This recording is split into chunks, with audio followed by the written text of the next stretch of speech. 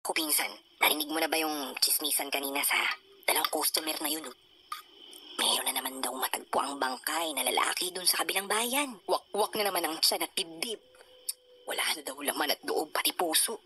Pinsan, promise maniwala ka. Kinukuha yung mga laman loob at puso. Itago niyo na lang po ako sa pangalang Noime. Ang totoo, nagdadalawang isip ako kung isi-share ko ang nakakatakot na karanasan ko sa dati kong pinagtrabahuan. Hindi ko na lang po sasabihin ang mga totoong pangalan ng mga taong kasangkot at totoong pangalan ng lugar sa istorya ko para na rin sa privacy nila at ng lugar. Ay, ano ba yan? Bakit ngayon pa ako nawala ng trabaho kung kailan ako maraming pinoproblema? Paano na lang yung mga bayarin? Paano ko maasikaso yung pagpapagamot ni Noel? Yung nalalapit na graduation ni Rochelle? Wala na akong trabaho. Sino kayo tumatawag? Teka, pinsan ko to ah. Ano kayang kailangan nito? Sagot ka. Hello, LV. Oh, pinsan. Napatawag ka. Uy, pinsan, kamusta? Balita ako, nakauwi ka na dyan sa Pampanga. Nalaman ko ng balita na nawalan ka daw ng trabaho sa abroad. Oo nga eh, kung kailan ko kailangan ng pera para sa asawa ko at graduation ng panganay ko, nagkanda malas-malas pa. Ewan ko ba?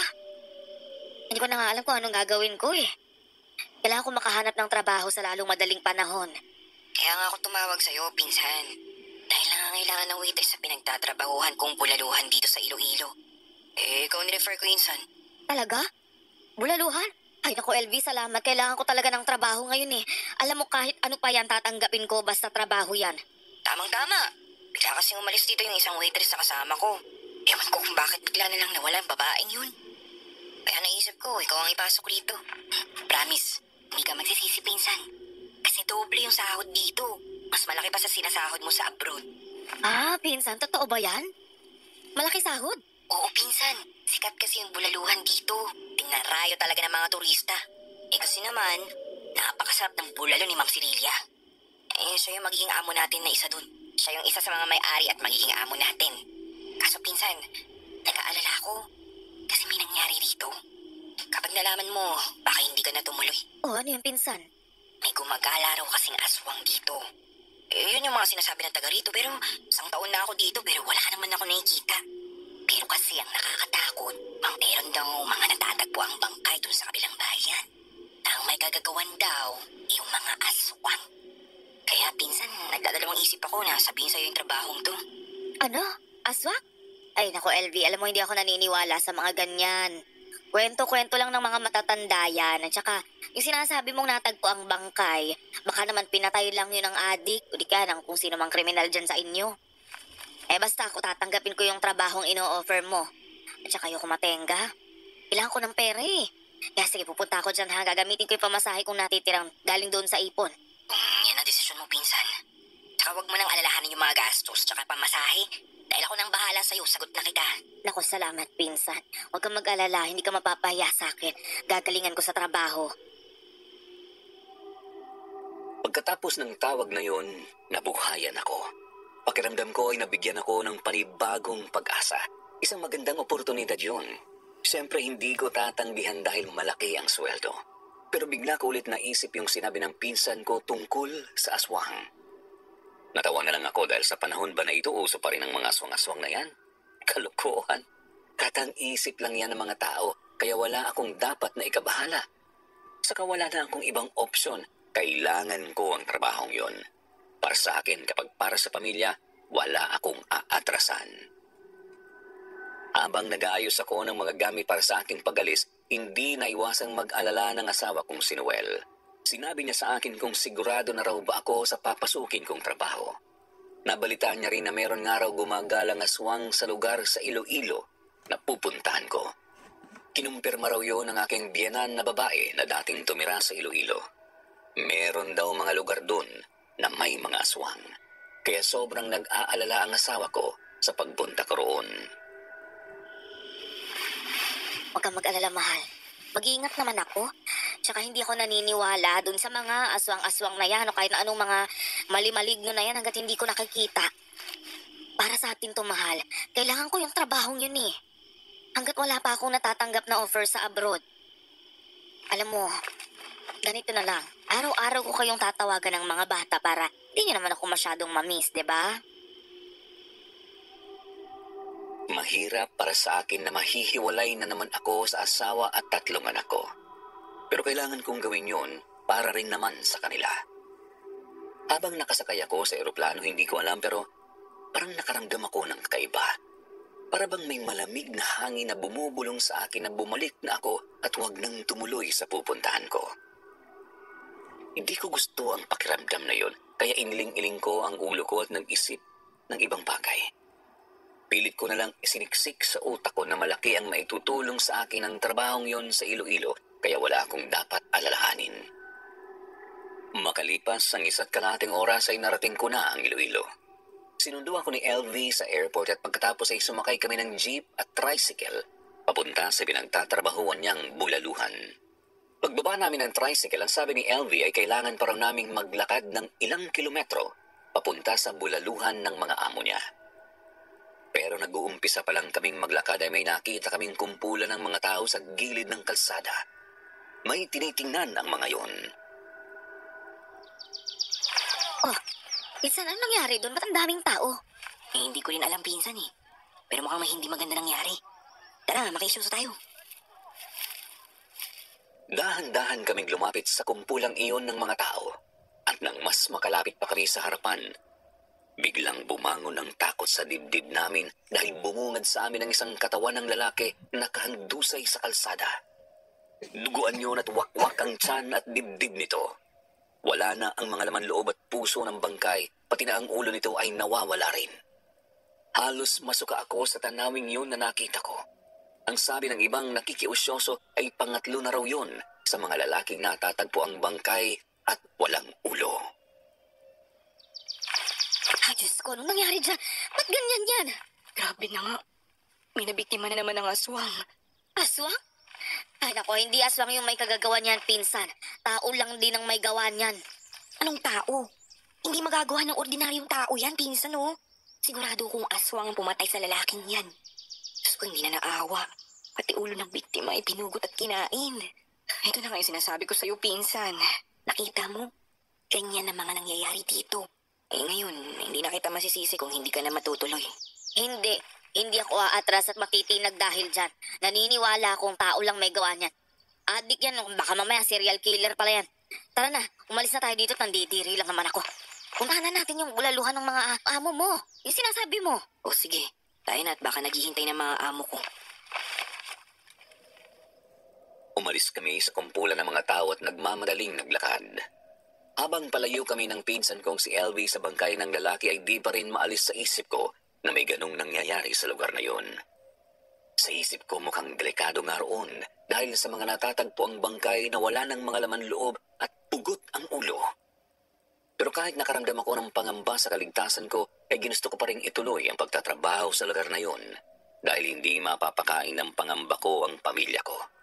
Hindi rin ito matutustusan ng pagdadialysis ni Noel at ang pag-aaral ng mga anak ko. Kaya kahit panganib, susuungin ko para sa kanila. Ilang sandali pa ay nasa tapat na kami ng isang malaking bahay at sa gilid noon ay ang bulaluhan. Oh, dito na tayo, pinsan. Ang malaking bahay na yan, dyan nakitira ang mga amo ko. At yung bulaluhan, ayun oh, sa gilid. Diyan tayo magtatrabaho kasama ang mga kasama kong staff din doon. Laki naman pala ng bahay ng mga amo mo. Mukhang mayaman, ano? Mayaman talaga sila. Pinsan, parehong patay na ang mga magulang nila eh. Kaya silang dalawa na lang ni Sir Serafin. Yun yung nakababata niyang kapatid at yun na rin ang kasama niya sa buhay. Mababait sila, pinsan. Halo na si Ma'am Cerilia. Si Sir Serafin kasi masyadong seryoso at tahimik. May pagka-weirdo rin. Kaya bihira lang siya lumabas ng bahay. Alam mo, 2 taon pa lang tong business nilang bulaluhan, pero successful yan. Sikat na sikat yan dito. Dinarayo yan ng mga turista, lalo na ng mga foreigners. Kasi napakasarap ba naman ng bulalo na mismong si Ma'am Cerilia ang nagluluto. Ang swerte naman nila. Sana lahat mayaman tsaka maswerte sa buhay. Ay naku, sinabi mo pa. O halika, pinsan. At ipapakilala na kita sa kanila. Dinala ako ni LV sa loob ng malaking bahay at mas lalo akong namangha. Ang bawat sulok ng bahay ay puno ng magagandang dekorasyon at mga kasangkapan na tila gawa sa mamahaling materyales. Ang mga dingding ay may mga nakasabit na kwadro na may nakaguhit na magagandang larawan. Habang ang mga bintana ay malalaki at nagbibigay ng natural na liwanag sa buong espasyo. Ang kisame ay mataas at may mga chandeliers na gumikislap na nagdadala ng napaka-engranding atmosfera.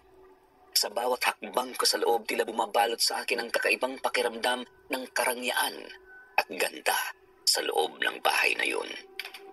Di nang tagal ay may narinig akong mga yabag na bumababa sa hagdan. Napalingon kami sa aming likuran at nagulat pa kami nang bumungad sa amin ang isang magandang babae na mestisahin at isang gwapong lalaki na hanggang balikat ang buhok. Ma'am Cerilia at Sir Serafin. Siya po pala yung sinasabi kong pinsan ko na mag-a-apply po bilang waitress sa Bulaluhan. Siya po si Naomi. Naomi, sila ang mga amo ko. Sina Ma'am Cerilia at si Sir Serafin. Magandang araw ho. Ako si Noemi. Ang sabi ko kasi ng pinsan ko, nangangailangan daw ho kayo ng waitress kaya sinama niya ako rito. Magandang araw rin. Nice meeting you, Noemi. Ako si Cerila at siya naman yung younger brother kong si Serafin. So, ikaw pala yung sinasabi ni LV na pinsan niya galing Pampanga. Matamang-tama dahil umalis yung dating waitress namin at hindi na bumalik, kaya ikaw na ang papalit sa kanya. Tanggap ka na, Noemi, ha? Pwede ka nang mag-umpisa bukas. Sa ngayon, ipapakita muna sa'yo ni LV yung mga gagawin mo at pagkatapos ay pwede ka nang magpahinga, ha? Alam kong pagod ka sa biyahe. Sige na, LV, sama mo siya sa Bulaluhan para ma-familiarize siya. Ha? Talaga ho? Naku, maraming salamat ho. Kailangan ko talaga ng trabaho mula nung nawalan ako ng trabaho sa Qatar eh. Malaking tulong ho ito sa akin kaya maraming salamat ho. Walang anuman. Pinsan ka naman ni LV kaya hindi na kita hihinga ng iba pang mga requirements, ha? Malaki ang tiwala ko kay LV kaya alam kong mapagkakatiwalaan ka rin. Oh, maraming salamat po talaga, ma'am. Hindi ho kayo magsisisi. Masipag ho ako at gagalingan ko ho talaga sa trabaho. Tuwang-tuwa ako sa mga oras na yon dahil natanggap ako sa trabaho at mukhang okay talaga ang mga amo ko. Tama si LV, mabait nga si Ma'am Cerila. Sa unang tingin nakala ko mataray dahil medyo matapang ang maganda niyang mukha. Pero mabait naman pala. At tama rin ang pinsan ko dahil weirdo nga ang kapatid ni Ma'am Cerila. Nang ipakilala ito sa akin ng aming among babae, tumangulang ito at matipid ng umiti. Kahit napakagwapo ng amo naming lalaki, bakas sa mukha nito ang pagkaseryoso. Pagkatapos akong ipakilala ni LV sa mga amo namin, dinala niya ako sa Bulaluhan. Nakita ko na maraming ang customer na kumakain doon. Ipinakilala niya ako sa iba pang staff sa Bulaluhan. Binati naman nila ako. Mukhang mababait din sila at madaling pakisamahan, kaya sa isip ko ay wala talaga akong magiging problema sa bago kong trabaho. Maayos naman ang unang araw ko roon. Nakapagpahinga ako matapos na ituro sa akin ni LV ang mga gagawin ko. Stay in dun ang mga staff sa Bulaluhan. Ang quarters namin ay nasa likod ng malaking bahay ng aming mga amo. Magkasama kami ni LV sa kwarto. Maluwag ang kwarto, malinis at maayos. Ang sabi niya ay kasama niya raw noon sa kwartong yon ang dating waitress na bigla na lang umalis nang hindi nagpapaalam. Sinabi pa niya na nandoon pang araw ang mga gamit nito na hindi na binalikan. Gusto nga niyang i-dispatch na ang mga gamit na yon pero ang utos ng amo namin ay huwag daw itong galawin dahil baka bumalik daw ito at kunin ang mga gamit nito. Bago ako matulog, tinawagan ko si Noel at ang mga anak ko. Ang sabi ko ay maayos naman akong nakarating doon at mabait ang mga amo namin ng pinsan ko. Hindi ko na ipinaalam sa kanilang tungkol sa mga natatagpuang bangkay sa lugar na pinagtatrabahuan ko dahil ayokong mag-alala pa sila. Pagkatapos noon, naghanda na akong matulog at naging maayos naman ang tulog ko ng gabing yon. Kinaumagahan, nagumpisa na ako sa trabaho. Ang magiging trabaho ko ay tagakuha ng orders ng mga customer, magsaserve at tagalinis ng pinagkainan at ng restaurant kapag magsasarado na. May kapalitan naman daw ako sa paglilinis sa restaurant kaya hindi ako masyadong mapapagod sa trabaho. Bukod sa amin ni LV, may isa pa kaming kasamang waitress doon. Meron din doon na isang kahera at isang tagahugas ng pinggan. Ang tagaluto naman ng mga putahe at espesyal na bulalo ay si Ma'am Cerila lang. Hindi nga ako makapaniwala paano kaya nakakaya ng amo naming babae na magluto ng napakaraming putahe sa isang araw. Nakapagtataka rin na hindi ito nagpapatulong sa pagluluto. Ang gusto niya ay siya lang ang gagawa noon. May sarili nga siyang silid-lutuan na siya lang ang pwedeng pumasok.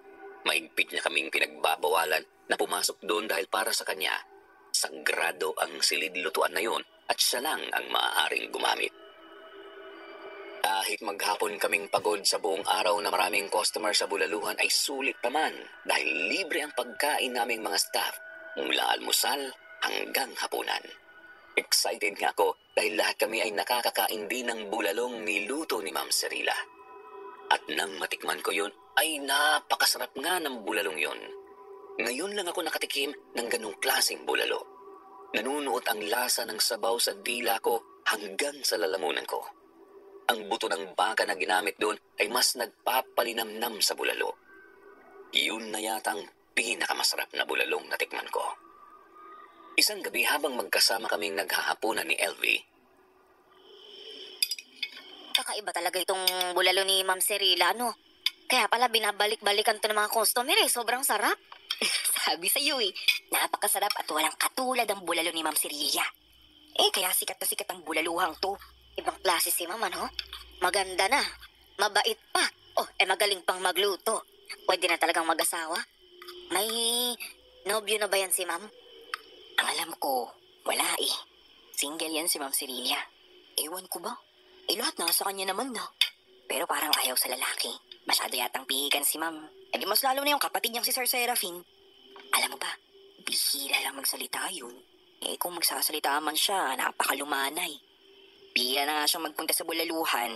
Si Ma'am Cirila lang talaga araw-araw na nandito kasi nga, siya lang ang tagaluto.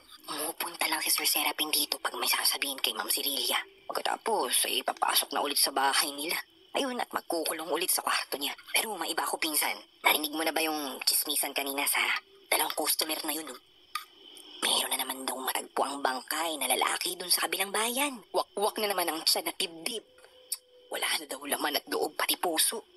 Pati yung ulo ng biktima, Diyos ko, wala na rin. Ay, Diyos ko. May umatake talagang serial killer dito, pinsan. Pero alam mo yung pinagtataka ko? Mga lalaki yung pinapatay ng killer. Yung nakita natin nung nakaraan, lalaking biktima rin yun, di ba? Ano kaya yun? Kamodus yung mga ganun. Ano ba naman yan, Isan? Sinabi ko na nga sa'yo na hindi tao ang gumagawa niya ng ganito dito. Aswang. Yun ang nambibiktima ng mga lalaking yun. Pinsan, promise maniwala ka. Kinukuha yung mga laman loob at puso. Aswang lang naman mga kagawa nung ganun. Ay nako, hindi pa rin ako naniniwala sa mga aswang na yan hanggat hindi ko yan nakikita. Dapat mas pag-igtingin pa kasi ng otoridad dito yung pagtugis sa mga serial killer na yon. Kahit anong sabihin ng pinsan ko tungkol sa aswang, hindi talaga ako naniniwala na may ganung nilalang. Sa isip ko, likha lamang ito ng imahinasyon at takot ng mga tao noong unang panahon. Hindi naman sa pagmamataas, pero mas pinaniniwalaan ko ang mga paliwanag ng science at logic kesa sa mga aswang. Para sa akin, hanggang walang sapat na ebidensya, mananatiling kwento na lang ang mga ito. Pero wala akong kaalam-alam na sa mismong gabing yun, magbabago ang paniniwala kong yun. Tiyakin mo na nakakandado yung pinto sa harap at likod, ha? Baka mamaya kasi makapasok dito yung aswang. Ay naku, ayan ka na naman. Aswang ka na naman ng aswang. Ilang beses ko bang sasabihin sa'yo na walang aswang? Mas matakot ka sa buhay kaysa sa kalokohan ng mga aswang na yan. Doon ka matakot sa serial killer na gumagala. Kaya sige na, pumunta ka na sa kwarto natin at isarado mo yung pinto. Saka mo na lang buksan pagpapasok na ako, ha? Naku, bahala ka na nga dyan, Insan. Hintayin na lang kita sa kwarto, ha? Ay naku, ito talagang si LV. Puro na lang aswang nasa isip. Ay, ako. Ay, okay. Gusto na ako maglinis dito. Lalampasuhan ko na lang yung kusina sa likod pagkatapos sunod na ako sa kanya. Ay, ako, antok na ako. Ha? Nakabukas pala yung pinto rito sa likod. Kanina nakasara to, ah. Ano yun? Parang may tumatakbo. Nasa likod ako ng kusina ng restaurant nang makita kong nakabukas ang pinto roon. Ang nakapagtataka, isinara ko naman yon bago ako maglinis sa harap ng restaurant. Nagulat ako nang marinig kong tila may tumatakbo sa bakanting lote. Meron kasing bakanting lote sa likod ng restaurant. Ang bakanting lote na yon ay parte pa rin ng lupang kinatitirikan ng malaking bahay ng mga amo namin. Bale, yun ang nasa likod ng tinutuluyan naming quarters. Mas lumalakas ang tunog ng kumakaluskos. Kinabahan ako dahil baka naroon ang serial killer na gumagala. Napahawak ako sa dibdib ko. Isasara ko na sana ang pinto nang may nakita kung anong naglalakad at pumasok ito sa lumang bodega na naroon din sa bakanting lote. Natatandaan ko na sinabi sa amin ni Ma'am Cerilla na bawal din daw kaming pumasok sa bodegang yon. Delikado daw doon dahil meron daw doon malaking butas kung saan may lumalabas na mababangis na ahas. Kaya ang ginawa nila, isinara ang bodegang yon. Dati raw imbakan ng mga lumang gamit ang bodega pero bigla na lang daw nagkaroon doon ng malaking butas mula nang lumindol noon sa lugar na yon. Siyempre, sino ba naman kami para sumuway? Ayaw naming magkaroon ng problema kaya sumusunod na lang kami sa mga ipinagbabawal ng amo naming babae. Nang tumapat sa kinatatayuan ko ang naglalakad na yun, biglang nanindig ang lahat ng balahibo ko at nanginig ang buo kong katawan nang makita ko ang isang kakaiba at nakakatakot na nilalang. Nababalutan ng parang kaliskis ang buo nitong katawan. Malaki ang mga paa at merong mahahabang mga kuko. Meron din itong mahabang buntot na parang sa butiki. Hindi ko masyadong naaninag ang mukha nito pero nakakakilabot talaga ang anyo ng nakita ko. Napatanong ako sa sarili ko sa mga oras na yun kung yun na ba ang sinasabi nilang aswang. Di nagtagal ay pumasok ang kakaibang nakakatakot na nilalang na yon sa loob ng lumang bodega. Hindi ko alam kung paano yun nakapasok doon. Nakakandado yun. Kailangan pa niyang sirain ang kandado bago siya makapasok. Pero laking pagtataka ko nang napakabilis niyang nakapasok doon. Dali-dali kong isinara ang pinto at nagmadali sa paglalampaso ng sahig sa kusina. Saka nagmamadali kong isinara ang restaurant at patakbong pumunta sa quarters namin. Elvie, bilis, buksan mo yung pinto. Ano ba? Bakit ang lakas mong kumatok, pinsan? Mamaya magreklamo sa atin yung mga ibang nakatira dito sa kwarto. Ano ba nangyari? Bakit parang hinahangos ka at takot na takot? Mabilis akong pumasok sa loob ng kwarto namin at sinabihan siya na huwag mag-iingay. Shh! Huwag ka maingay, pinsan. Baka marinig tayo. Nandun siya sa loob ng lumang bodega. Ha? Anong sinasabi mo? Sino nga nandun sa bodega? Pero di ba bawal puntahan yun? Makinig ka. Nakita ko na yung sinasabi mo, pinsan. Nakita ko na yung aswang. Ano? Nakita ko ang bakas ng kilabot sa mukha ng pinsan ko. Ilang minuto siyang hindi nakapagsalita at nakagalaw sa sinabi ko. Hindi rin sa makapaniwala na nakita ko ang aswang. Diyos ko, pinsan. Totoo ba yung sinasabi mo? Totoong nakita mo yung aswang na bumibiktima ng mga lalaki? Oo, alam mo nakakatakot na yung itsura niya eh. Kung alam mo lang, gusto ko nakatakihin sa puso nung makita ko siya doon sa bakanting lote. Alam mo kung dati hindi ako naniniwala, ngayon naniniwala na ako. Oo nga, tama ka, may aswang nga. Sigurado ako eh, hindi tao o hayop yung nakita ko. Pero hindi ko nakita yung mukha niya. Kaya hindi ko malaman kung lalaki o babae yun eh. Buti na lang at hindi ka nakita ng aswang. Kung hindi po, puntiryahin ka nun. Saka anong ginagawa niya dun sa loob ng bodega? Di kaya dun siya nagtatago, pinsan? Diyos ko, delikado tayo dito. Dahil nasa paligid lang pala natin yung aswang. Kailangan na malaman nito nila, Ma'am Cerilla. Hindi kami masyadong nakatulog ng gabing yun. Nangangamba kami ni Elvie na baka sa quarters naming mga staff biglang pumasok ang aswang na nakita ko. Kinaumagahan, kinausap namin ang mga amo namin tungkol sa nakita ko kagabi. What? Aswang? Opo, ma'am. Kitang-kita ko ho kagabi yung aswang na pumasok doon sa lumang bodega, doon sa bakanting lote. Hanggang ngayon ba naniniwala kayo sa mga ganyan? Hello, nasa modern era na tayo at saka imposibleng may makapasok sa bodega dahil hindi basta-basta masisira ang mga kandado doon. Maniwala ho kayo sa akin, ma'am. Totoo ho yung sinasabi ko. Hindi ako namamalikmata. May halimaw po. Pumasok doon sa bodega. Noong una, ma'am, hindi rin naman ako naniniwala eh. Hindi ako naniniwala dyan sa mga aswang na yan. Sinabi ko ho yan, na pag hindi ako nakakita, hindi ako maniniwala. Akala ko ako gawa-gawa lang yung kwento na yan eh. Pero mula nung nakita ko yung nakakatakot na nilalang kagabi, naniwala na ho talaga ako may aswang. At kung doon siya nagtatago sa bodega, mapapahamak ko tayong lahat. Totoo po yung sinasabi ng pinsan ko. Lahat na po sa lugar natin yung gumagalang aswang na nambibiktima ng lalaki, ma'am. Kapag po natatagpuan yung mga bangkay na nagiging biktima ng aswang, wakwak na yung tiyan at dibdib. Tapos po, wala pang mga laman loob at puso. Pati nga po yung ulo ng mga biktima ay pinupugot ng aswang.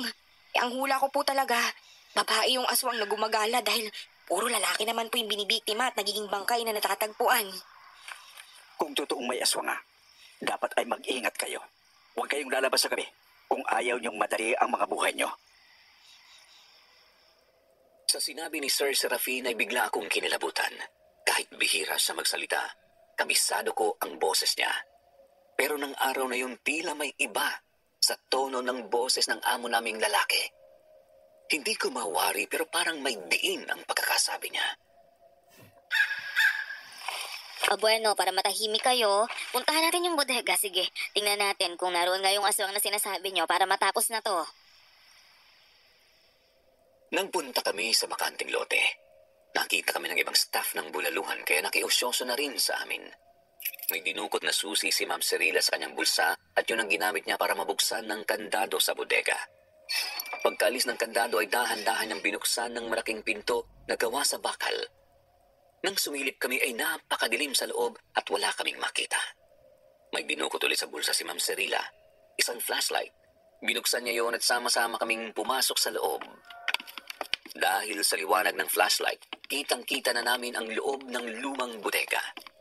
Malaki yun at may mga nakatambak na kahon sa gilid. Pero ang nakapukaw sa aking paningin ay ang malaking butas sa gitna ng bodega. Para itong malalim na hukay. Gamit ang flashlight, tiningnan namin ang loob. Nakita namin na mamasa-masa yun at may mga lumot. O ayan, o sige, libutin nyo. Walang aswang, di ba? Imposibleng makapasok kasi dito sa bodega yon dahil sa kandado pa lang, mahihirapan na siyang sirain to. At yan ang sinasabi ko sa inyong butas na likha nung nagdaang malakas na lindol. May mga lumalabas na malalaki at makamandag na ahas dyan kaya namin sinarado itong bodega. Tsaka sinubukan na naming takpan yan pero ayan, nagkakaroon ulit ng butas. Baka dahil binubutas ng mga ahas o kaya sadyang malambot na yung lupa kaya madali nang magkaroon ng butas. Pero hindi ako pwede magkamali. Diyan ho talaga pumasok yung aswang eh. Paano? Noemi, walang makakapasok dito. Kaya wag mo nang ipilit dahil nakita mo na ang loob ng bodega, hindi ba? O nakita mo na wala namang aswang doon. Siguro dapat mo nang kalimutan yung nakita mo kagabi. Ang mabuti pa ay pumunta na kayo sa bulaluhan at maraming gagawin doon, ha?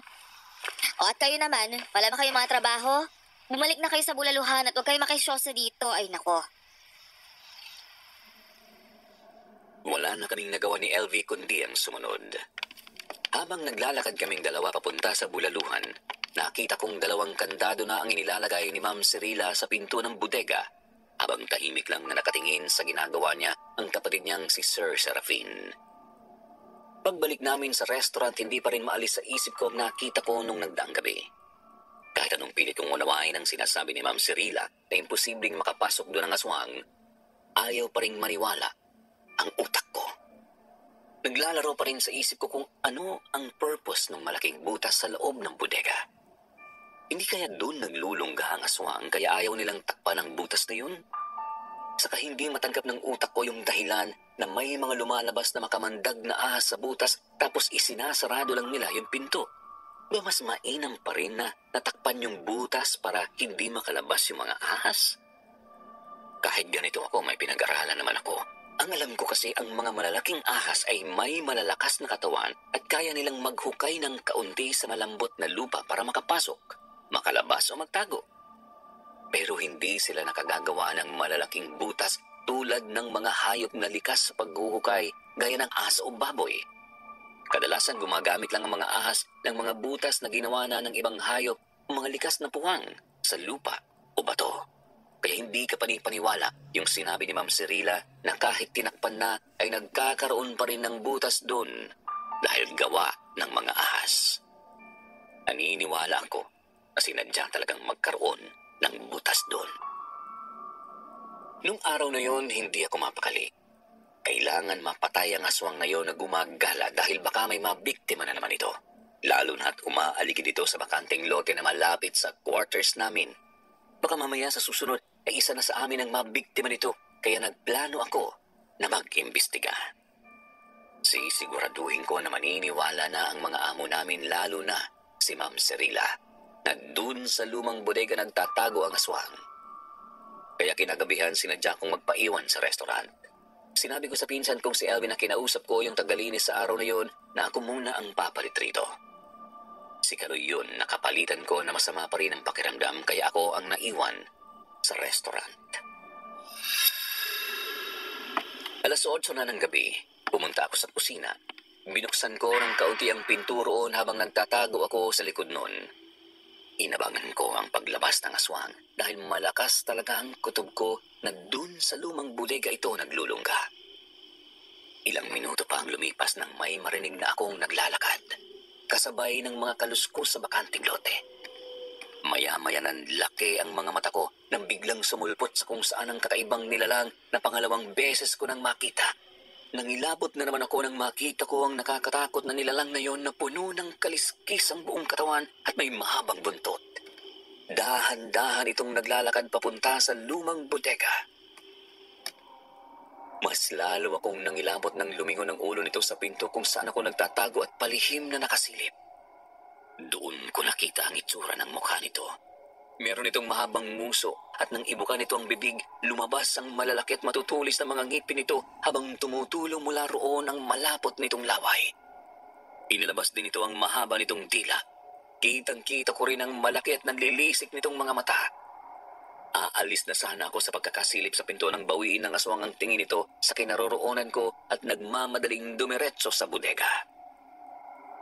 Mas itinutok ko ang tingin ko sa nilalang na yon kung ano ang susunod nitong gagawin at nagulat ako nang makita kong may hawak na itong kung ano na ipinambukas sa bakal na pinto ng bodega at pumasok doon ang nakakatakot na nilalang.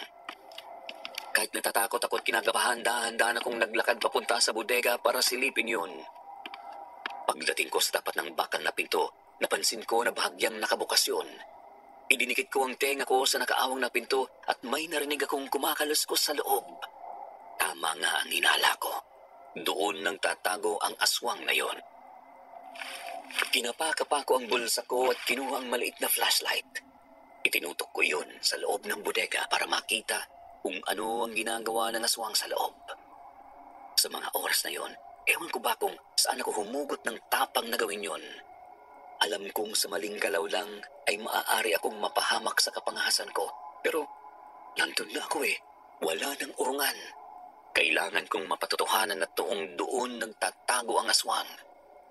Nang tumutok ang maliit na ilaw sa loob ng bodega, kitang-kita ko ang aswang na nakatalikod at pumapasok sa malaking butas na naroon. Agad kong pinatay ang flashlight dahil kapag nakita ng aswang na tinutukan ko ito ng ilaw, ako ang aatakihin ito. Pawisan akong napabuntong hininga habang nanginginig ang mga kamay ko. Sabi ko na nga ba, dito sa butas na yun naglulungga yung aswang na yun eh. Bukas na bukas talaga sasabihin ko to kay Ma'am Cirila. Nagmamadali akong umalis sa labas ng bodega at nagpunta sa quarters namin ni Elvie at halos gibain ko na ang pinto ng kwarto namin sa kakakatok ng pagbuksan ako ni Elvie. Oh, pinsan, sobra ka namang makakatok ng pinto. Ano ba nangyayari? Elvie, nakita ko na naman yung aswang. Ano? Saan mo nakita? Doon pinsan, sa lumang bodega pumasok yung aswang. Ano ko ba naman, pinsan? Sabihin mo nga sa akin yung totoo. Sinasadya mo na ikaw maiwan dun sa restaurant, ano? Para makita mo yung aswang. Diyos ko naman, insan. Papakamatay ka ba? Paano kung makita ka ng aswang at ikaw ang atakihin? Gusto ko lang naman malaman na doon talaga nagtatago yun eh. Alam mo ba, nakita ko may ginamit siyang bagay para mabuksan yung bakal na pinto dun sa bodega. Tapos, pumasok siya dun. Nung sinundan ko siya, nakita ko na pumasok siya sa malaking butas dun sa loob ng bodega. Tama yung kutob ko na dun naglulungga yung aswang dun sa butas na yun. Elvie, dapat sabihin na natin to kay Ma'am Cirila. Nasa bakuran lang nila nagtatago yung aswang. Nang gabing yun, hindi na naman ako dinalaw ng antok. Nangingilabot pa rin ako sa nasaksihan ko. Hindi ko makalimutan yung mukha ng aswang. Hindi ko nga lang alam kung nakita niya ako. Kasi kung nakita niya ako, tiyak na susugurin niya ako. Pero hindi, dumiretso sa loob ng bodega. Kinaumagahan, kinausap namin ulit ni Pinsan ang mga amo namin. Maniwala ho kayo. Doon ho siya pumasok. Doon sa malaking butas sa loob ng bodega. Sa tingin ko ho, doon talaga nagtatago yung aswang na yun. Ma'am, sir, hindi po tayo ligtas dito kung nandun sa loob ng bodega yung aswang na yun. Kailangan na po tayong kumilos. Dapat nga po malaman na ng kinauukulan to para mapuksan na yung halimaw na yun. Sigurado ba kayo sa sinasabi nyo? Diba tinignan na nga natin yung loob ng bodega? Wala naman tayong nakita. At kung totoo man yung sinasabi mo, Noemi, nasa ng ebidensya? Wala. Puro ka lang naman sabi, wala kang maipakitang matibay na ebidensya. Nakita mo nga, oh. Asan ang ebidensya? Wala. Bigla akong natigilan. Ano nga ba naman ang ebidensya ko? Pero para sa akin, matibay na ebidensya na ang nakita ko kagabi. Nasa panganib kami kung hindi kami aaksyon. Ma'am Cirila, hindi namin kayo pipiliting maniwala sa sinasabi namin. Pero hindi po ako nag-aalala sa kapakanan ko at ng pinsan ko. Nag-aalala din ho ako sa kapakanan nyo at ng mga kasama namin sa trabaho. Paano kung isang gabi tayo na yung targetin nun? Aatayin nyo pa ho bang may mapatay sa atin? Hindi nakapagsalita ang mga amo namin, lalo na si Ma'am Cirila. Tila napahiya pa ito sa sinabi ko. Si Sir Serafin naman ay nakayuko lang ang ulo at hindi tumitingin sa amin. Maya-maya napansin kong tinitigan ako ng matalim ni Ma'am Cirila bago ulit ito muling nagsalita. Okay, fine. Kakausapin namin ni Serafin yung mga pinauukulan dito para sa ikapapanatag ng kalooban nyo, ha? Pero wag na muna kayong magkakalat sa iba ng mga natuklasan nyo dahil baka makaapekto sa bulaluhan. Okay?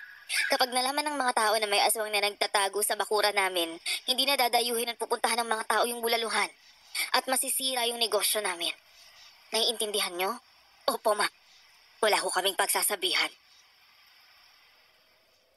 Pagkatapos sabihin niyo ni Ma'am Cirila, tahimik na silang tumalikod ni Sir Serafin sa amin. Nakahinga na kami ng maluwag dahil gagawa na ng paraan ang mga amo namin para masolusyonan ang problema namin sa aswang. Pagkagaling namin sa bahay ni Ma'am Cirila, nagpunta na kami sa bulaluhan para magtrabaho. Pagdating namin doon, napakarami na namang kumakain. Sa tingin namin, mas lalo pang dumami ang mga customers sa araw na yon. Hindi ko naman sila masisisi dahil napakasarap naman kasi ng mga putahe, lalo na ang specialty ng bulalo ni Ma'am Cirila. Kumuha ko ng order ng isa sa mga customer nang marinig ko ang pinag-uusapan ng dalawang babaeng customer sa kabilang mesa. Ang sabi ng isang matabang babae, may nabiktima na naman daw ang aswang. Dalawang lalaki raw ang natagpuang wala ng buhay. Parehong wakwak ang mga tiyan at dibdib. Wala na ang mga laman loob at puso ng mga ito. Pareho ring wala ng mga ulo ang mga kawawang biktima. At sabi pa nung kausap niyang babae, sigurado raw na babaeng aswang ang gumagala sa lugar nila dahil puro mga lalaki ang pinapatay nito. Pero ang nakapagtataka, di ba ang mga aswang, mapalalaki man o babae, ay hindi namimili ng bibiktimahin? Bakit puro lalaki lang ang pinapatay ng babaeng aswang na yun? Napapailing na lang ako. Sa isip ko, malapit na ring magwakas ang kasamaan ng aswang na yun dahil alam na namin kung saan ito naglulungga. Kapag nalaman na ng mga kinauukulan ng tungkol doon, mapupuksa na ang halimaw na yon.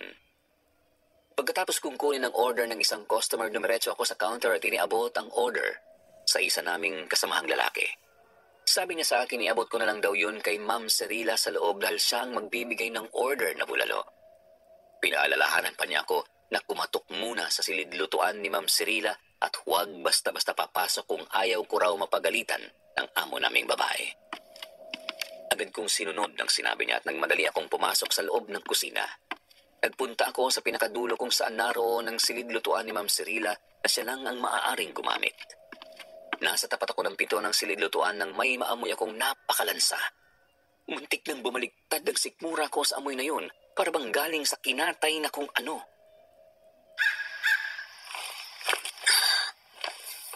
Ay, ang sakit naman sa ilong ng amoy na yun. Napakalansa. Sa kaya nanggagaling yun? Dito kaya sa silid-lutuan ni Ma'am Cirila? Kakatok na sana ako sa pinto nang biglang bumukas yun at lumabas si Ma'am Cirila. Muntik na akong mapasigaw sa gulat nang makita ko ang amo naming babae na may suot na dugoang apron. Anong ginagawa mo rito? Kasi ma'am, inutusan mo ako ni Kuya Marlon na puntahan kayo dito. Dahil may umu-order po ng bulalo. Sabi ko kasi niya, kayo raw po yung magbibigay ng order. Okay, sige, bumalik ka na roon. Dadalhin ko na lang sa labas yung order na bulalo.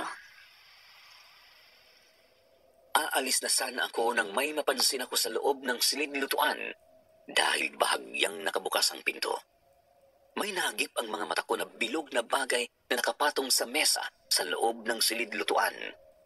Napansin ko na may bahid ng dugo ang bilog na bagay na yon pero hindi ko mawari kung ano.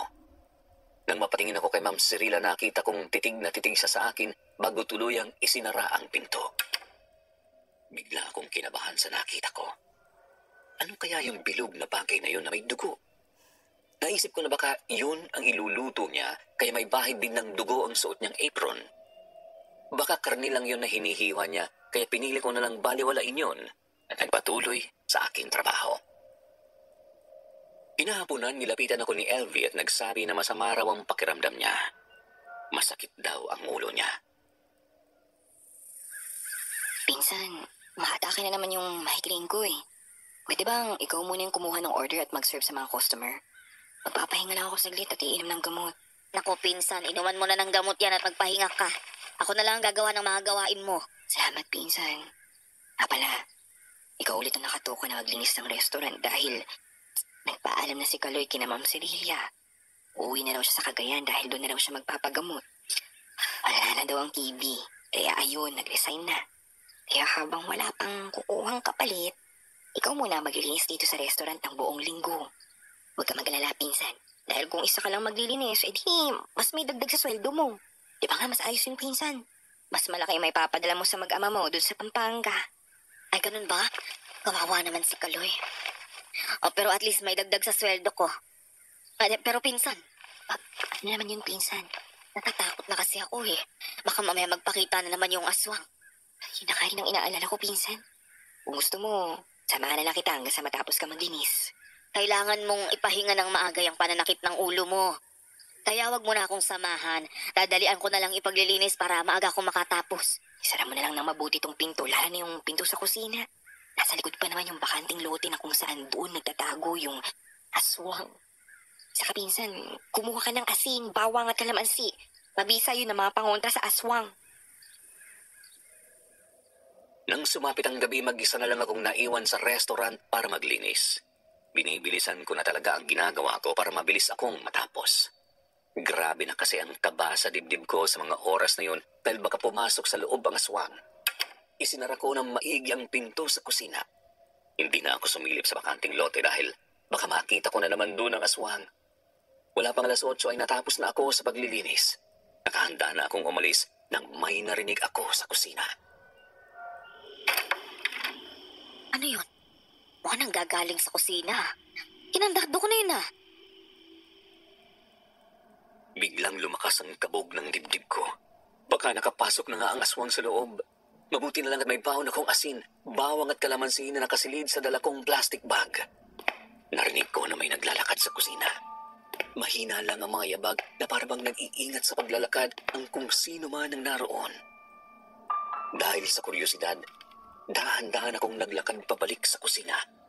At nang naroon lang ako, nakita kong nakabukas nga ang pinto na ikinandado ko. Ang ipinagtataka ko, kung aswang ang nakapasok, edi sana sinira na nito ang pinto. Pero hindi, maayos lang yun na nakaawang na halatang may dagbukas mula sa labas. Deadbolt lock ang kantado ng pinto, kaya pwedeng makapasok kung sino man ang may duplicate key. Bukod sa akin at doon sa kapalitan kong staff sa paglilinis na si Kaloy, meron ding susi sina Ma'am Cirila at Serafin. Ibig sabihin, isa sa kanila ang pumasok sa loob. Ano kayang ginagawa ni Ma'am Cirila o ni Sir Serafin sa ganitong oras? Sa pagkakaalam ko, hindi na sila pumupunta dito pag gabi na eh. Si Ma'am Cirila nga, wala pang 4:00, maalis na. Tapos papasok na sa bahay nila. Si Sir Serafin naman, bihirang pumunta rito. Nang may narinig akong kumalabog sa loob ng silid-lutuan ni Ma'am Cirila, kinabahan ako dahil kung si Ma'am Cirila nga ang naroon ay baka may kung ano nang nangyari rito kaya dali-dali akong pumunta roon. Ma'am Cirila? Ma'am Cirila? Nandyan ho kayo? Pero walang sumasagot sa loob. Nanghawakan ko ang doorknob ay nakabukas yun. Dahan-dahan kong binuksan ang pinto ng silid-lutuan na hindi ko pa napapasok mula nang magtrabaho ako roon. Napakadilim sa loob. Wala akong makita. Pero naamoy ko na naman yung napakalansang amoy na hindi ko alam kung ano. Parang nabubulok na laman na hindi ko maintindihan. Kinapakapa ko ang pader at nahawakan ko ang switch ng ilaw. Agad kong pinindot yun at bumukas ang kulay dilaw na liwanag na nagmumula sa maliit na bumbilya na nasa loob. Tumambad sa akin ang kabuuan ng silid-lutuan ni Ma'am Serena at nang hilakbot ako sa nakita ko. Nabitawan ko ang hawak kong plastic bag na naglalaman ng asin, bawang at kalamansi sa sobrang pagkabigla dahil ang silid na yun ay parang isang slaughter room. May mga malalaking kutsilyo, itak at palakol na nakasabit sa pader. Meron ding malaking sangkalan at parang gilingan sa ibabaw ng mahabang mesa. May mga talsik ng natuyong dugo sa pader at sa sahig. Napansin ko rin ang malaking refrigerator sa gilid. Binuksan ko yun at napasigaw ako nang makita kung ano ang nasa loob nito. Diyos ko! Hindi! Kakilakilabot ang nakita ko sa loob dahil mga pugot na ulo ng lalaki ang nakalagay doon. Yung iba ay parang bagong tagpas lang sa katawan at yung iba naman ay nabubulok na. Napaatras ako at akmang tatakbo palabas sa silid na yun nang bigla akong may maramdaman na malamig na hangin na dumaan sa paligid ko. Mabilis akong lumingon at sa likod ko may isang madilim na anino na nagmamasid. Biglang bumilis ang tibok ng puso ko habang unti-unting bumabalik ang takot na naglalaro sa isip ko. Tinangka kong makalabas ngunit biglang may pumalo sa ulo ko. Mabilis yun at malakas. Parang naglaho ang lahat sa paligid ko at ang aking mga mata ay nagdilim. Sa mga sumunod na sandali, hindi ko na alam kung ano ang nangyari sa akin. Nang magising ako, nakita ko na lang ang sarili ko na nakagapos ang mga kamay at paa sa isang madilim na lugar. Tiningnan kong mabuti kung nasaan ako, pero hindi yun ang silid-lutuan kung saan ako huling nanggaling.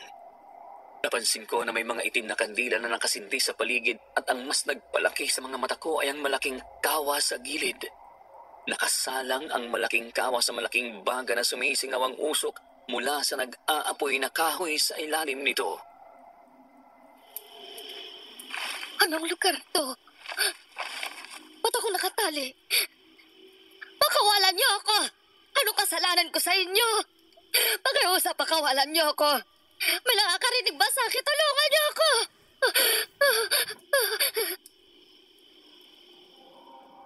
Nagsisigaw ako ng nagsisigaw. Halos mawalan na ako ng boses pero walang nakakarinig sa akin. Pilit kong iginagalaw ang katawan ko para matanggal ang lubid na nakagapos sa mga paa at kamay ko ngunit walang nangyari. Sadyang mahigpit ang pagkakagapos sa akin. Nang biglang may narinig akong malakas na pagtawa ng isang babae. Habang papalapit sa akin ang tumatawang babae, unti-unti kong nakikilala ang boses na yon hanggang sa bigla siyang lumitaw sa harap ko. Nanlaki ang mga mata ko nang makita ko ang babaeng nakatayo sa harap ko at wala pang tigil sa pagtawa. Si Ma'am Serila. Ikaw? Ikaw ang may kagagawa ng mga patayan dito? Sobra ka namang mambintang, Noemi. Sa tingin mo magagawa ko yun? Huwag ka nang magsinungaling, Ma'am Serila. Paano nyo may papaliwanag yung mga pugot na ulo sa loob ng frigider? Anong ginagawa mo sa mga yon? Nasabi ko na nga ba? Kinabahan ako nang may makita akong bilog na bagay sa loob ng silid-lutuan na may dugo. Ulo pala ng tao yon. Akala ko mabait ka. Yun pala isa kang halimaw. Nagkakamali ka. Hindi ako aswang. Kung sa bagay, dahil nalaman mo na rin naman ang lihim ko dahil sa pagka-usyusera mo, magagaya ka na rin doon sa mga nakita mong ugot na ulo kanina at doon sa dating pakialamerang staff na si Digna. Mamamatay ka na rin. Ikaw ang dahilan kung bakit biglang nawala yung dating waitress. Pinatay mo siya. Eh, Diyos ko, napakawalang hiya mo. Wala kang puso, halimaw ka.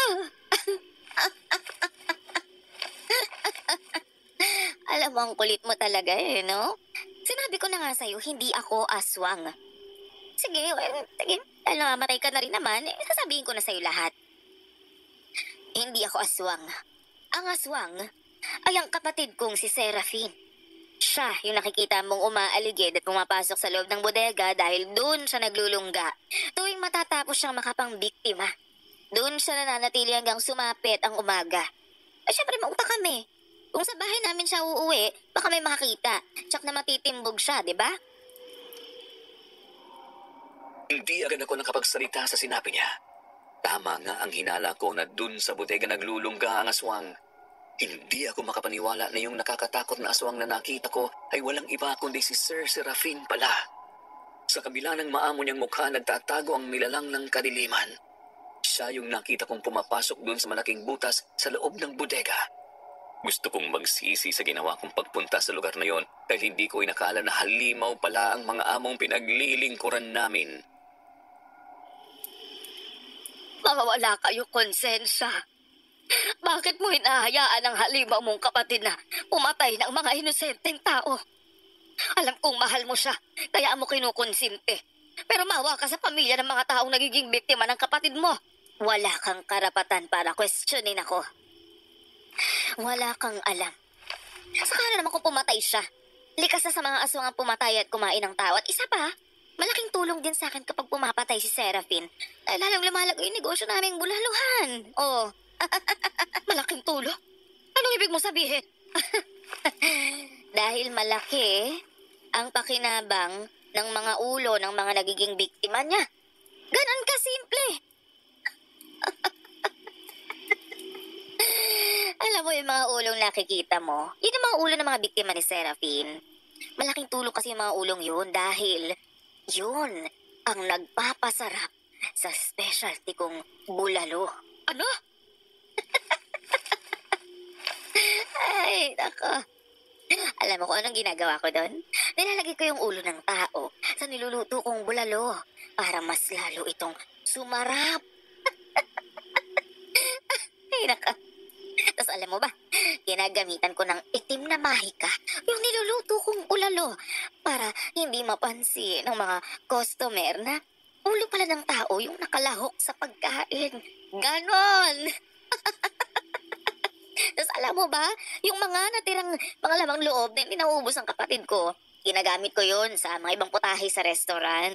Tsaka gaya nga ng sinabi ko sa'yo, yung kapatid ko lang yung aswang, hindi ako aswang. Dahil ako, mangkukulam ako.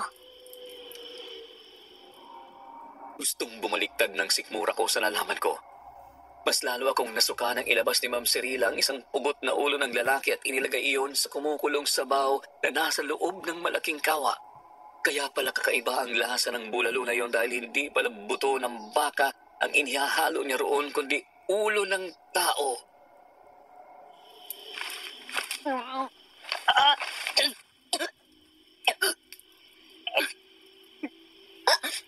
Ayok ka, demonyo lang ang magagawa ng ganyan.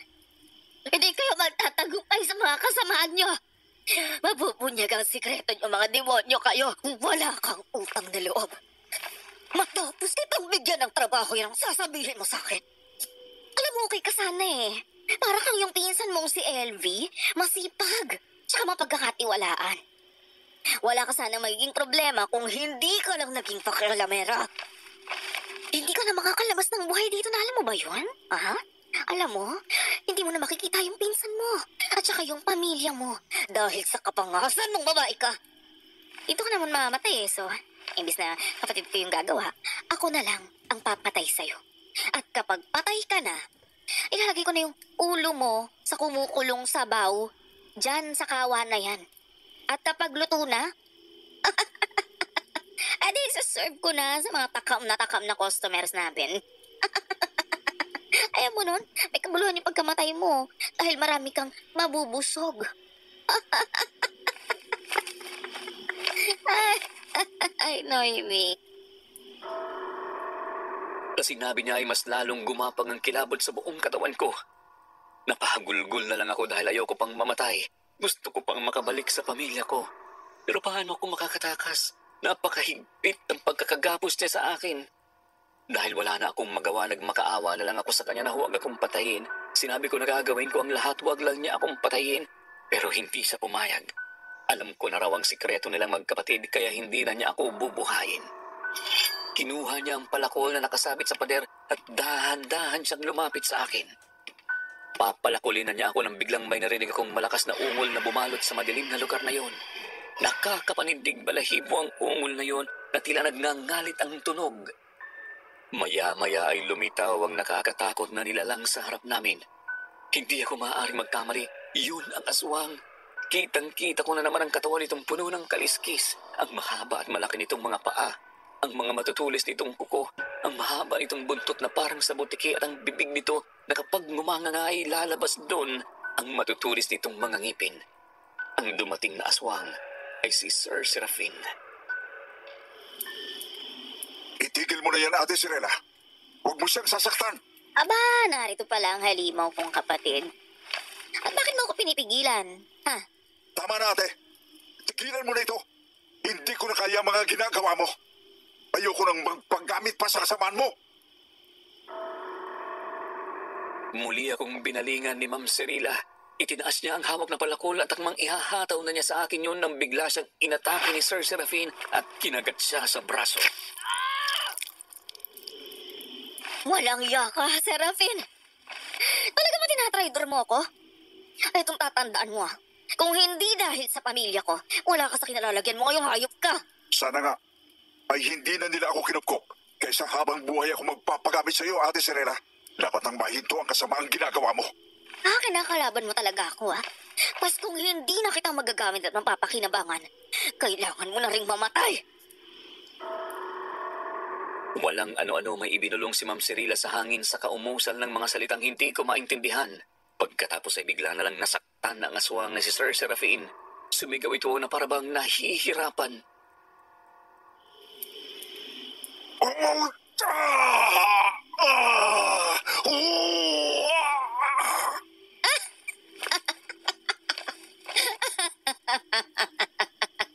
Yan ang napapala ng mga traidor na tulad mo, Serafin. Ginamit ko sa'yo yung orasyon ng kamatayan na mabisang pamuksa sa tulad mong aswang. Yung ginawa kong orasyon, yun ang dahan-dahang kikitil sa buhay mo. Ilang minuto lang yan. Unti-unting hihinto ang tibok ng puso mo hanggang sa tumirik yung mga mata mo.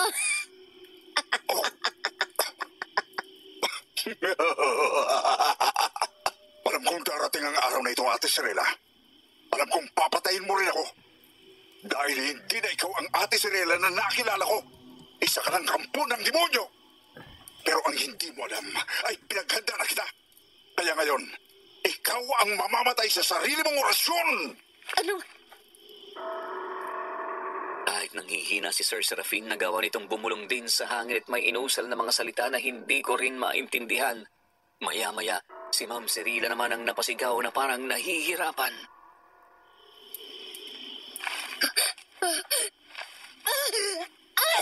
Ano ginawa mo sa akin, hayop ka?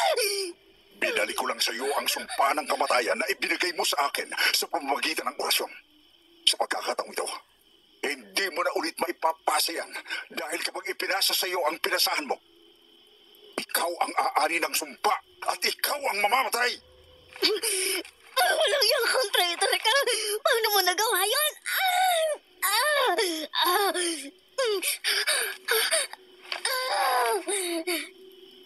Simple lang. Pinag-aralan ko rin ang itim na mahika na ginagamit mo sa pangkukulam. Dahil gaya mo, tuso rin ako, Ate Sirela. Kapag ginamit mo sa akin ang kapangyarihan mo, siguradong wala akong laban. Pero kung alam ko ang ginagawa mo, may alas ako laban sa iyo. Patawarin mo ako, ate. Hindi ko gustong gawin ito. Pero sobra ka na. Ang dami mo nang pinatay na walang kalaban-laban. Hindi ko hayaan na may mabiktima ka na naman. Hindi na! At sa isang iglap bumagsak ang walang buhay na katawan ni Ma'am Cirila. Nakita ko pa ang itsura ng mukha niya. Nakatirik ang mga mata at nakalabas ang dila. Buhay niya ang kinitil ng sarili niyang orasyon. Pagkatapos biglang nagbago ng anyo si Sir Serafin, nagbalik na ito sa anyong tao. Napapikit pa nga ako dahil nakita ko ang katawan nitong walang saplot, pero hindi ko napigilang mapaluha nang lumuhod siya at umiyak sa harapan ng wala ng buhay niyang kapatid. Pagkatapos ng kanyang pagtangis, lumapit siya sa akin at tinanggal ang lubid na nakagapos sa akin. Maraming salamat, sir. Hindi pa rin ako makapaniwalang niligtas mo yung buhay ko sa kamay ng kapatid mo. Matagal ko nang gustong sumalungat sa kanya. Pero ngayon lang ako nagkaroon ng lakas ng loob na lumaban. Dahil ayoko nang may mamatay na naman na inosenteng tao. Ang totoo, si Ate Estrella talagang pumatay sa mga lalaking naging biktima niya sa brutal na paraan. Ang ginagawa niya, winawakwak niya ang tiyan at dibdib ng mga ito gamit ang itak, kutsilyo o palahol para kunin ang mga lamang loob at puso. Para akalain ng mga tao na aswang ang gumagawa at pumapatay. Siya rin ang pumupugot sa ulo ng mga biktima niya para ihalo ang mga yon sa niluluto niyang bulalo. Para sumarap at mas lalong dayuhin ang negosyo niyang bulaluan. Sa kanya naman talaga ang bulaluan na yun at hindi sa akin. Ginagamitan niya yon ng itim na mahika para lilagyan ang mga ordinaryong tao na ang kinakain ng mga ito ay buto ng baka at hindi ulo ng tao. Ang mga kinukuha niyang lamang loob at puso naman ay isinasaw niya sa ibang putahe. Isang psycho killer, si Ate Serena. Siya rin ang pumatay sa dating waitress sa bulaluhan na si Digna. Dahil nalaman din ito ang sekreto niya. Pinugutan din niya ito ng ulo at inihalo sa bulalo niya. Pinalabas lang niya na umalis si Digna nang walang paalam. Halos malaglag ang pangako sa mga isinuwalat sa akin ni Sir Serafin. Ang totoo palang pumapatay sa lugar na yon ay si Ma'am Cirila. Isa pala siyang killer. Pero, ikaw, sir, hindi ba aswang ka? Hindi ka ba niya kasabang pumapatay? O kumakain ng tao? Hindi, Noemi. Oo, aswang ako. Pero hindi ako pumapatay ng tao. Karni ng mga hayop ang kinakain ko. Kapag nagpapalit ako ng anyo sa pagiging aswang, pumapasok ako sa bodega para doon magpalipas ng magdamag. Minsan kasi ay hindi ko nakokontrol ang sarili ko.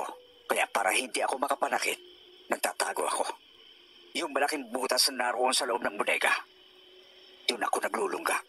At lumalabas lang ako doon kapag umaga na. At isa pa, hindi kami totoong magkapatid ni Ate Serena. Inampun lang ako ng mga magulang niya nung parehong namatay ang mga magulang ko. Ang pamilya nila ay nagmula sa lahi ng mga mangkukulam dito sa Iloilo. Alam ng pamilya nila, ang pamilya ko ay may lahing aswang. Tulad ko, hindi rin pumapatay ng mga tao ang nanay at tatay ko. Mababait sila, nakatiwala ng mga magulang ni Ate Serena na mga mabubuti ring tao. Kaya kahit iba ang lahi namin, itinuturing nila kaming kapamilya. Nang mamatay ang mga magulang niya, kinupkup ako at pinag-aral ni Ate Serena dahil itinuturing na rin niya akong kapatid. Diyos ko, ganun pala. Akala ko pa naman. Ikaw ang pumapatay. Pero bakit nga ba puro lalaki ang binibiktima ni Ma'am Cirila? Bakit siya naging psycho killer? Mabait naman dati si Ate Serena eh. Nagmana siya sa mga magulang niya. Pero nagbago ang lahat ng lukuhin siya at pagtak sila ng dati niyang nobyo. Ikakasal na sila noon ni Jeric pero nalaman ni Ate Serila na may nabuntis itong babae at doon ito sumama. Sobrang niyang minahal yung lalaki kaya sobrang siya nasaktan sa nangyari. Hindi niya kinaya yung depression at nawala siya sa katinuan. Pumunta kami sa Amerika para doon siya ipagamot. Akala ko nga ay maayos na ang lagay niya dahil bumalik siya sa pagiging masiyahin at naging normal ulit ang mga kilos niya. Pero wala akong kaalam-alam na may iba na pala siyang binabalak. Mula nang bumalik kami rito sa Pilipinas, ay nagtayo siya ng negosyo rito sa Iloilo. Nagsimula na ang pagpatay niya. Gumaganti siya sa mga lalaki dahil para sa kanya, pare-pareho raw na mga manluloko ang mga ito. Kaya mga lalaki ang brutal niyang pinapatay. Ginamit pa niya ang negosyo niyang bulaluhan para sa kabaliwan niya. Nakipagkasundo siya sa demonyo para mas mapalakas pa ang itim na kapangyarihan niya. Tuluyan na niyang isinubsob ang sarili niya sa kasamaan. May kasalanan din ako. Hinayaan ko siyang gawin ang mga yon dahil sa utang na loob ko sa kanya at sa pamilya niya na nagkaroon ulit ako ng pamilya at nakapag-aral ako. Pero hindi na kaya ng konsensya ko ang mga ginagawa niya. Alimaw na ako.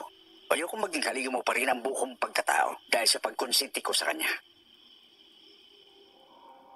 Hanggang ngayon ay hindi pa rin ako makapaniwala na nangyari sa akin ang mga naranasan ko sa Iloilo. Hindi ko akalain na ang aswang na hindi ko pinaniniwalaan noon ay makakaengkwentro ko at siya pang magliligtas sa buhay ko sa tiyak na kapahamakan. Pagkatapos akong iligtas ni Sir Serafin sa mangkukulam at psycho killer ni si Ma'am Cirila, inalis niya ako sa madilim na lugar na yon na kung saan pala ginagawa ni Ma'am Cirila ang pagluluto ng espesyal niyang bulalo na may ulo ng tao. Ang lihim na silid na yon ay naroon din sa kunwaring silid lutuan na slaughter room pala, kung saan itinatago ang mga pugot na ulo ng mga naging biktima niya. Itinuro rin sa akin ni Sir Serafin ang sekretong daan na ginagamit ni Ma'am Cirila para lumabas tuwing gabi para mambiktima. Doon din ito pumapasok kapag bumabalik na sa bahay para walang sino man na makakita rito. Sinabihan ako ni Sir Serafin na ilihim ang lahat ng nalaman ko tungkol sa kanya kay Ma'am Cirila dahil siguradong malaking gulo kapag nagkataon. Ang sabi niya, siya na raw ang bahala sa lahat. Siya raw ang maglilinis ng kalat na ginawa ng kapatid niya. Hindi ko na inalam pa kung ano ang ginawa niya sa bangkay ni Ma'am Cirila at dun sa mga pugot na ulo sa loob ng refrigerator sa slaughter room. Pinalabas din niya na umalis na si Ma'am Cirila at pumunta na ito sa Amerika dahil may importante itong aasikasuhin. Hindi na raw ito nakapagpaalam dahil nagmamadali na. Sinabi rin niya sa mga kasama namin sa restaurant na kailangan na isara ang negosyo dahil wala na raw magmamanage noon dahil hindi na ito maaasikaso pa ng kapatid niya. Pati siya ay pinasusunod na rin nito sa Amerika. Kaya kahit siya ay hindi na mapapatakbo pa ang bulaluhan. Lahat ng staff ay binayaran ni Sir Serafin bago niya isinara ang bulaluhan. Nagulat pa nga kami ni LV dahil napakalaki ng ibinigay niyang last pay sa amin. Nagpasya ang mga kasama namin na humanap ng ibang trabaho sa ibang lugar. Kami naman ni LV ay babalik na sa Pampanga at gagamitin ang malaking perang ibinigay sa amin ni Sir Serafin para magtayo ng negosyo. Bago kami umalis, nagpaalam sa akin si Sir Serafin. Ang sabi niya, sa wakas, makakapagbagong buhay na siya. Pipilitin daw niyang kalimutan ng mga masasamang alaala niya sa lugar na yun sa pamamagitan ng paglayo at pagpunta sa Amerika. Kaya ganun din daw dapat ang gawin ko. Kalimutan ko na raw ang lahat ng nangyari. Mula nang nagbalik kami ni LV sa Pampanga ay wala na kaming balita kay Sir Serafin. Pero may nakapagsabi sa amin na yung malaking bahay daw at yung isinarang restaurant ng dati naming mga amo ay wala na. Dinemolish na raw yun at tinayuan ng establishments. Wala na rin daw nababalitaan na gumagalang aswang sa lugar na yun at wala na rin natatagpo ang mga bangkay na pugot ang ulo. Sa isip ko, wala na talaga dahil wala na si Ma'am Cirila na siyang may kagagawan ng mga pagpatay.